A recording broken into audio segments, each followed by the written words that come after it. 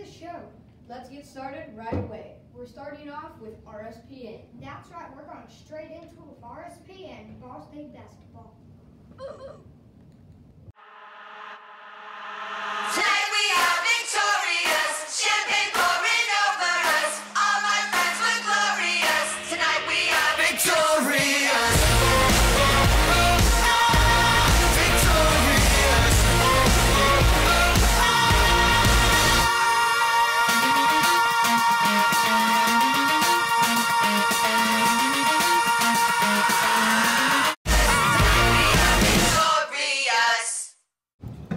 Welcome back to RSPN. I'm Wilson Webster. And I'm Ryan Richards. Indiana is a state known for basketball. I mean, take the movie Hoosiers, for example.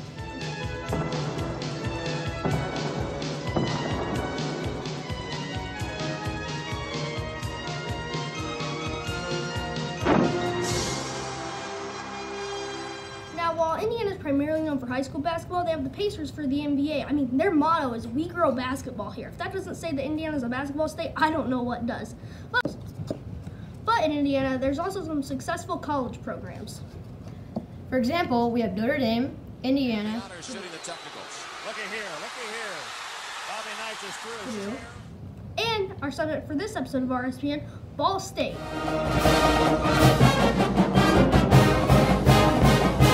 Now, Ball State went on to play Indiana State, and they beat them. So that's a good thing. Hence the intro music. So anyways, I got some interviews with the strength and conditioning coach for the basketball team. So let's cut to that interview.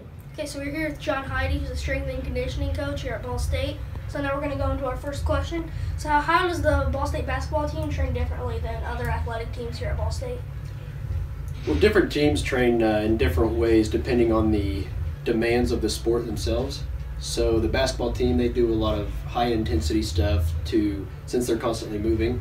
They have to be able to perform for a constant amount of time. The other thing we started doing with them is loading them in positions that they would only be in during their sport. So if they're doing a squat, they're not going to be doing a squat all the way down to the ground, since at any point in basketball they're never squatting that low. So and that kind of just helps to keep them healthy and just get them strong in that range of motion. Okay, so now on to our next question. So how often does the basketball team train? It really depends. They're scheduled in here several times a week, but sometimes that can change depending on how hard they practice, how much they practice, and then if the coach decides they need a little more time at practice, then they would just take that time away from here, and then sometimes they'll just come in individually too. All right. So what challenges do you often face when you're training with the basketball team? I'd say one of the biggest challenges we run into is trying to put some body weight on some of these guys, because they're tall, lanky, and skinny, and the coach wants them to increase their body size so they don't get pushed around as much. So we do a lot of stuff as far as giving them extra shakes so that they're taking down more calories, and just having them do extra work in here too. All right, thanks for the interview. Let's go back to the studio. Thank you, the Ball State Athletic Department, for your cooperation for this episode of RSPN. Now, the next home game for the men's basketball team is November 24th at Worthen Arena. Now, if you have never been to a Ball State game, then you might not know where anything is in Worthen Arena. So let's cut to BSU Cribs Worthen Arena edition.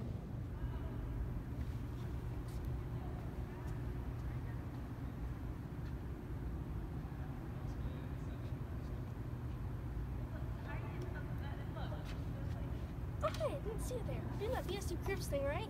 Alright, well, let's get into this. Wait, this is where you'd start if you went to the Evansville game. I've got a quick magic trick for you. Oh, that actually worked. Okay, alright, let's get into the tour. So as you can see here, this is the Stoops Buick GMC Ticket Center. Alright, now there's two stairwells. There's the stairwell on the right, stairwell on the left. We're going to go over to the left. Okay. So as you can see, we've got some, I guess you can say, inspiring pictures of another employee leave the fans. There's also another way to enter the arena right there. So let's go up this stairwell. We can see the cardinal head. I think that's pretty cool.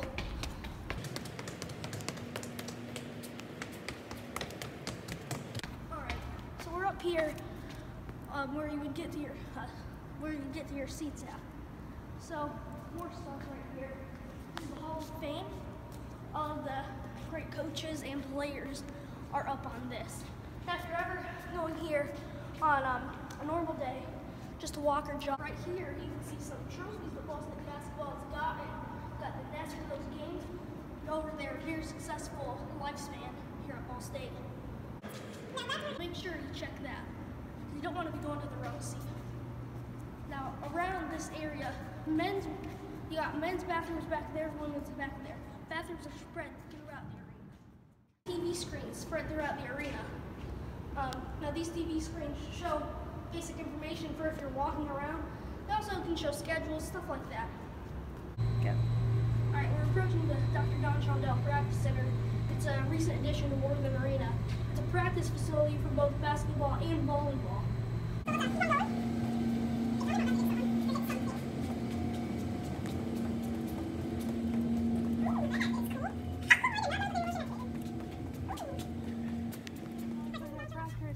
facility, or center it's technically called. It's extremely quiet right now. You can even hear my echo. Alright, but anyway, you got those hoops for them to practice, and it was mainly put in because Worthing Arena, the actual arena floor, was getting crowded, so they decided that they need an extra practice facility, so they put this in, and it is pretty nice if I say so myself. Anyway, that kind of concludes our tour of Worthing Arena. Thanks for having me on BSU Cribs. This really is nice. I should come here for the Evansville game. Anyways, let's get chilling and looking at that sick 6-panel screen by Dactron. Wow, now I really know where everything is in Worthing Arena. That's good to see that my video paid off. So, again, the next men's basketball home game is November 24th at Worthing Arena. If you have more questions about ticket information, call the Stoops Buick GMC ticket office. The number is showing up right there. I'll give you a second to copy that down. Anyways, I hope you enjoyed this episode of RSPN. Whenever you enjoy it, it makes us a little more happier. Make sure to follow our Instagram page at RSPN Official. Go to our website, rspn-70.webself.net, and subscribe to our YouTube channel, RSPN Official. Anyways, I'm Ryan Richards. And I'm Wilson Webster. Signing off. You're welcome for the snack, boy. That was another awesome segment from RSPN. Alright, let's move on to our next segment with Hannah and Allie, Pizza King.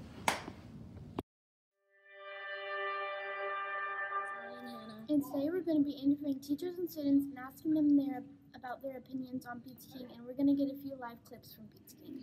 And since we've been doing a lot of community things lately, our new segment name is going to be called Community Corners.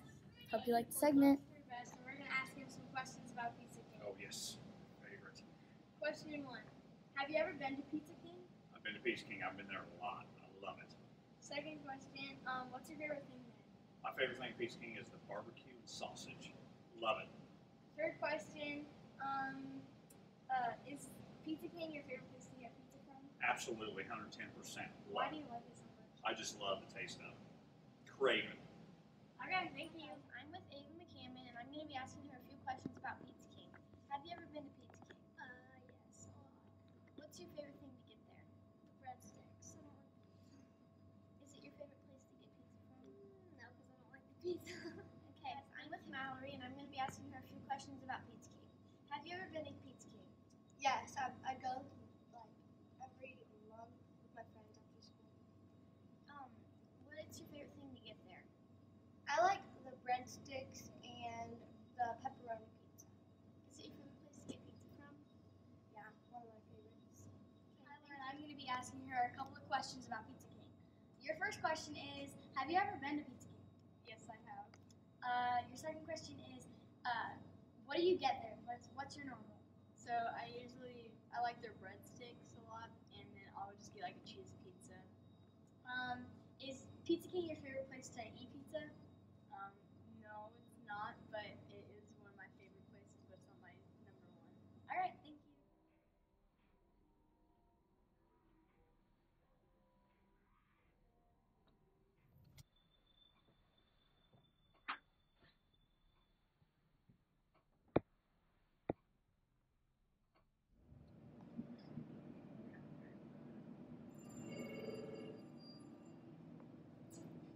segment. Stay tuned for more Community Corners. Okay, so now I have an appetite from our holiday food theme segment. Now let's go to Mysterious Door number 2.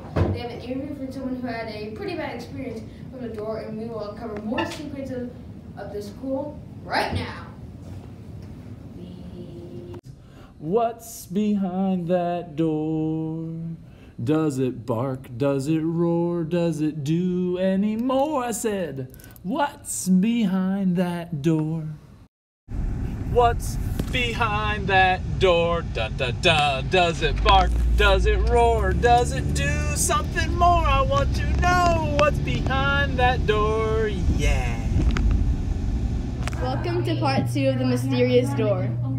Today we're going to find out what's inside the mysterious door and interview someone who is trapped inside the mysterious door. Today we're here with Brendan, who claims he was trapped in the mysterious door.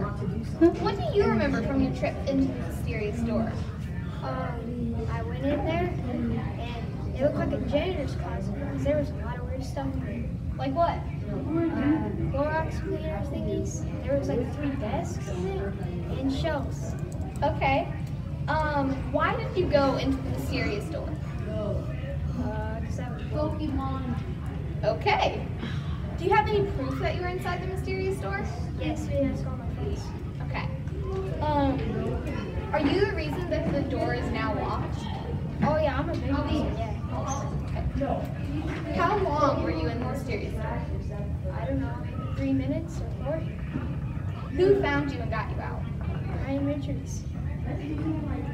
Thank you. You're welcome. Now we're going to find out what's inside the mysterious door.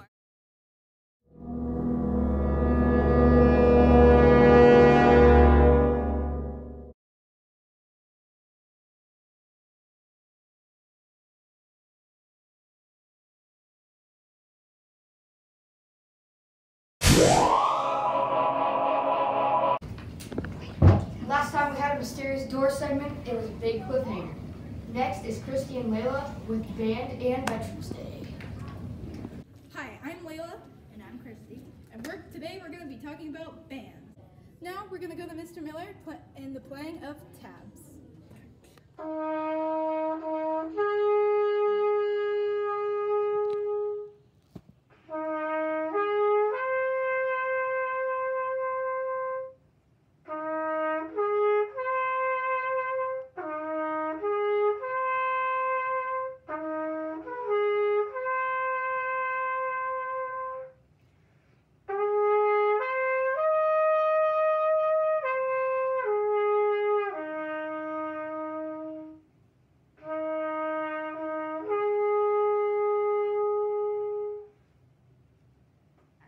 So now we're here with the band teacher, Mr. Miller. Mr. Miller, what instrument do you play? I play trumpet primarily, but I also play electric bass guitar. Which instrument do you like teaching the best? Even though I'm a trumpet player, I enjoy teaching low brass instruments the best. Like trombone, baritone, things like that. Action. Thank you, Mr. Miller. You're welcome. You want a handshake? Yes. Perfect. I'll do a handshake. Okay. So I'm here with Shelly, and we're going to ask her a couple questions. Yep. Yeah. Okay, so Shelly, are you glad you joined band? Yes, I am glad I joined band. I play the alto saxophone. I've played it for 2 years, and well, I'm just glad I joined band. Why? Well, I already play piano, so now that I have to play another instrument, you already know about the notes and everything. So, I mean, it sounded fun. I'm here today with Reed, and we're going to interview him about band. So, Reed, are you glad you joined band? Yes, I am. Why? Like, I'm glad I joined band because it's fun and I've never played an instrument before. And I play percussion with Kim. Okay, thank you. That's all for now, but Christy, are you glad you joined band? Mm-hmm. Why? Because I like being a Squidward. Nice. Are you glad you joined band? Yes. Why? Because Timothy and Obnoxious Sounds are Yay.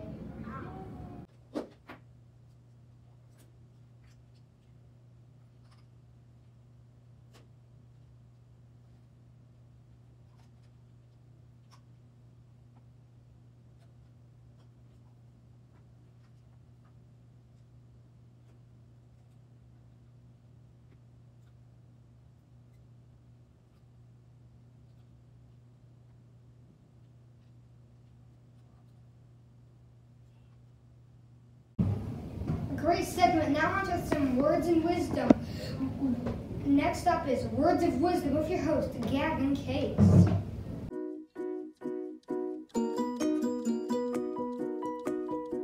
Hey, what's up? This is Fun Facts with Gavin. The oldest piece of chewing gum is over now 9,000 years old. A sneeze travels about 100 miles per hour. Did you know that one cloud could weigh 1 million pounds? Did you know that a hippo can eat a 4-foot tall child? Earth has traveled 5,000 miles in the past 5 minutes. Bye, I'll see you next time. That was great. Next up to bat is Clara, Maggie, Ava, Mallory, and Abby with Thanks for giving us news.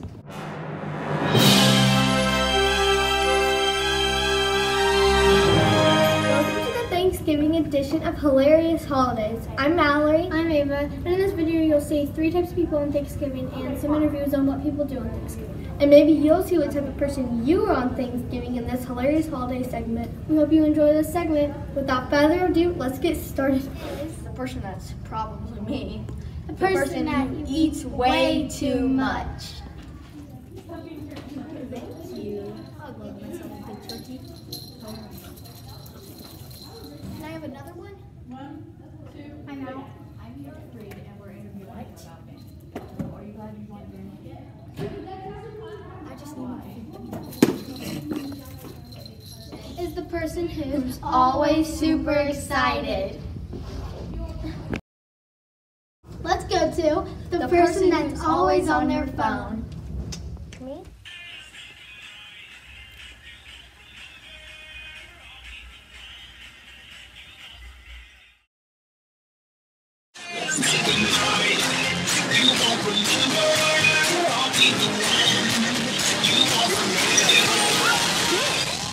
I'm gonna ask her a few questions. So what is your favorite part about Thanksgiving? I love getting together with my family and spending time with them, but I also really love Black Friday. And what is the biggest fail you've had on Thanksgiving? Well, I actually don't have fails because my biggest fail in life is that I don't cook. So I don't actually do anything on Thanksgiving, so I haven't had a fail. Okay, thank you. I'm here with Allie, and so I'm going to ask you, what's your favorite part of Thanksgiving? My favorite part is the turkey and the food, because who doesn't like food? And what's the biggest fail you've ever seen or experienced?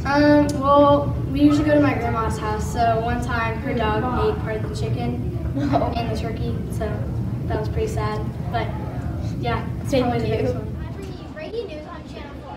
So, right behind me, this house right here just caught on fire. Oh, hi, Mr. Camera. Okay, what's your name? Maggie Lynch. Okay, do you know the cause of this fire behind us? Well, I was cooking a turkey for Thanksgiving, and it caught on fire in the oven because I put it on for 20 hours like every normal person does. But it was going to be so good. It was going to be so good. No, it's for my daughter. Oh my God, my daughter's still in the house.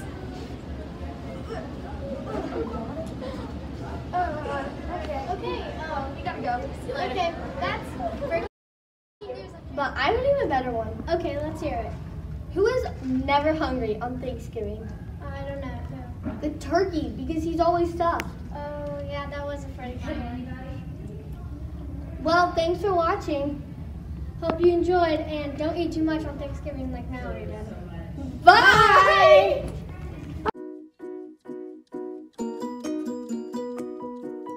What's up? This is Fun Facts with Gavin. The oldest piece of chewing gum is over now 9,000 years old. A sneeze travels about 100 miles per hour. Did you know that one cloud could weigh 1 million pounds? Did you know that a hippo can eat a 4-foot tall child? Earth has traveled 5,000 miles in the past 5 minutes. Bye, I'll see you next time. That was interesting. Now the outro.